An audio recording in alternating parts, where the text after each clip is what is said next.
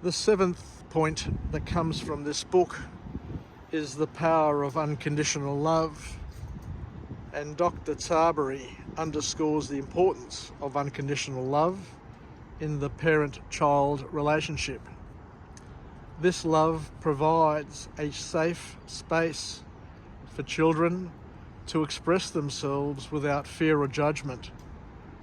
When children feel unconditionally loved, they are more likely to develop confidence and resilience and make productive and responsible choices. The eighth point, or the eighth learning that we take from this book, is learning how to navigate conflict with compassion.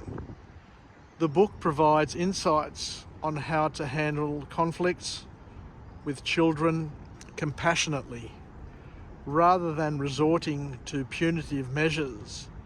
Parents are encouraged to engage in open dialogue and problem solving, because this approach teaches children valuable conflict resolution skills and promotes understanding. Skills that they will be able to use in their lives, in their relationships, in their work, and for all the troubles and tribulations that they will invariably meet throughout their lives. The ninth point to come from this text is to foster independence. Dr. Tsabary emphasises the importance of allowing children to explore their independence and to build independence. It is a very, very important skill. You're not doing the children any favours by solving their problems, by finishing their sentences, or by doing all the things that they could be doing, where they can be growing, developing and learning from their wins and from their losses. Parents are called on to provide opportunities for children to make choices and to learn from their experiences, both good and bad, and to understand that all children have the right to free choice. But with free choice comes the responsibility, comes the duty to try and make the best choices you can, because as we know, each decision and each choice will take you on a path that will have first, second and third level consequences, as well as many benefits, many rewards, but also pain and suffering along the way as well.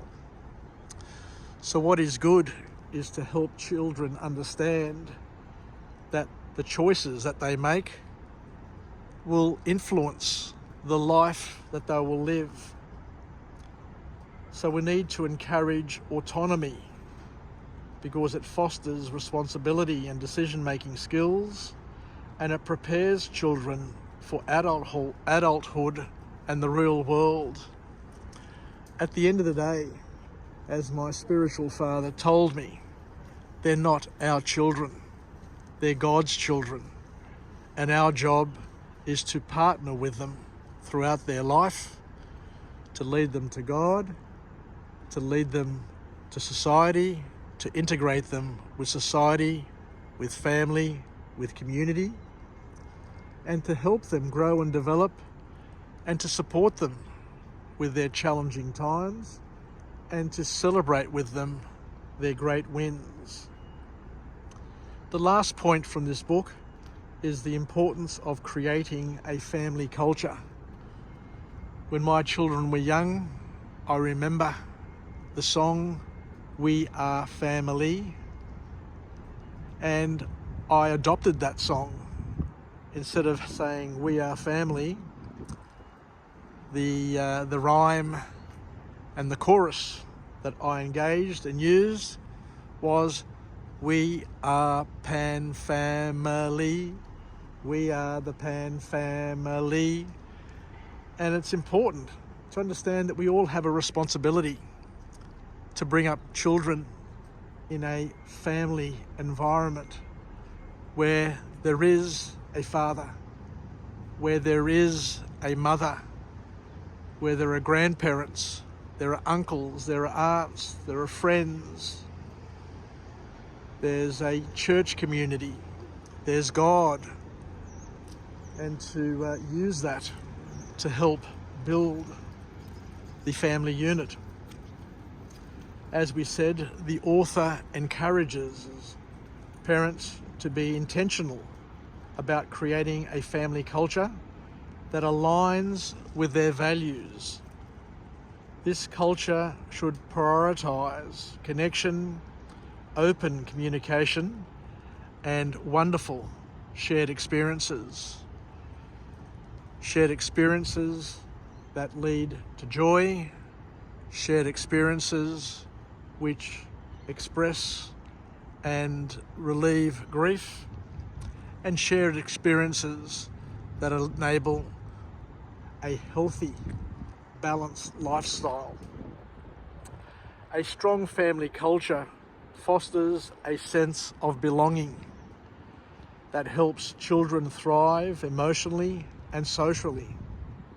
It's important for a family unit to be intact, but sadly, many children today are growing up in broken families where mothers are absent, fathers are absent, males are absent in the family unit, and it's dysfunctional, disjointed, and has its issues and problems.